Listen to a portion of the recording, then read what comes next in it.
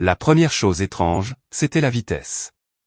En 3 semaines, le terrain vague, poussiéreux et oublié, avait vu s'ériger une cathédrale.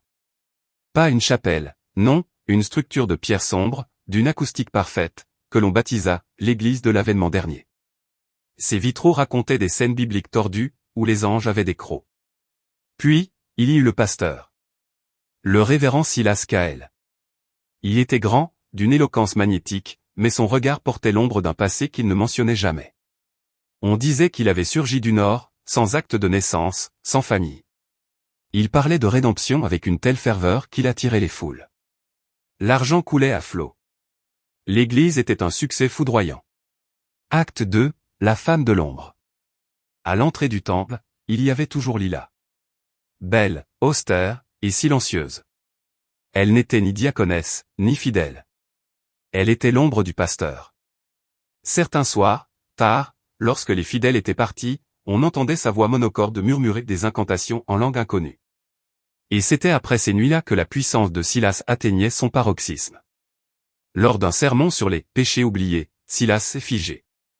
Ses yeux se sont révulsés. Il a pointé l'autel de marbre, d'un doigt tremblant, et a hurlé, le secret. Il est là. Le pacte sanglant qui nous nourrit. Il est tombé, frappé d'une crise, et Lila est intervenu, le ramenant au silence d'un simple contact. Les fidèles, terrifiés mais fascinés, n'y ont vu qu'une nouvelle manifestation spirituelle violente. Mais une jeune novice, sœur Amara, n'avait pas oublié. Elle avait vu l'horreur dans les yeux de Silas, pas la ferveur. Acte 3, la révélation sous l'autel. Poussée par des visions effrayantes des bougies qui se consument à l'envers, une odeur de soufre persistante dans la sacristie Amara attendit son heure. Une nuit de pleine lune, elle s'arma d'une pioche et se dirigea vers l'autel. La pierre de marbre semblait la repousser. Après des heures d'effort, elle brisa la dalle. Sous l'autel, il n'y avait pas de relique. Il y avait une fosse, et au fond de la fosse, un seul objet, un coffret en bois noir, verrouillé par une serrure d'argent.